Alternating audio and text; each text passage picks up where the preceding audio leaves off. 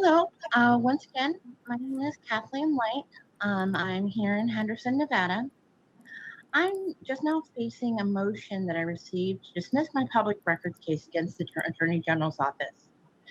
Having listened to them whine about costs and how much work it is for them, I find it lazy and laughable. Given the time and care is taken to obfuscate the record, I've seen my name spelled 5 different ways, descriptions of, quote, that new guy whose name I don't remember, or the colleague on administrative leave, or that person they had a conversation about. We have to guess as to how you have referred to that name or person you're trying to get the records on. I've reached the point where I'm ready to let it go.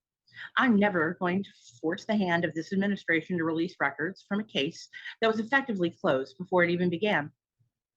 When I first filed my lawsuit, I asked my father to review the Nevada Public Records Act. He's an attorney admitted in Maryland and the District of Columbia.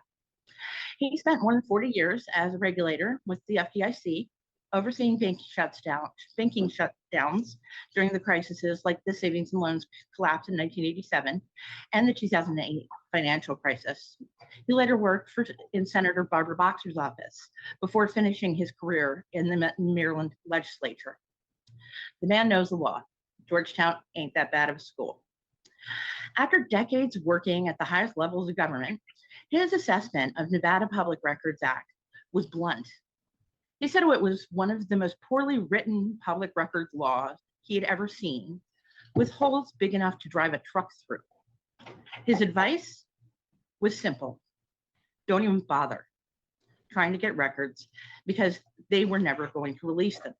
He told me to give up. Unfortunately, his defiant daughter ignored his advice, and as it turns out, he was probably right from the beginning.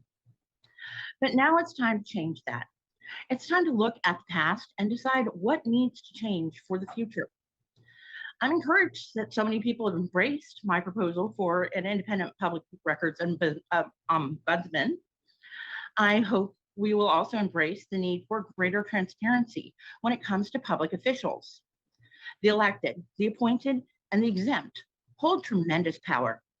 Because they wield that power, they should be held to the highest standards of integrity. And when they fall short, the public deserves to know. Complaints existed about people such as Tellis, Childress, and Cassidy. Earlier transparency could have exposed patterns, prompted action, and perhaps prevented further harm. Instead, the system remained as opaque as a sandstorm in the Nevada desert.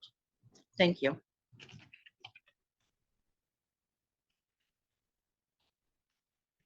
Chair, the public line is open and working, and there are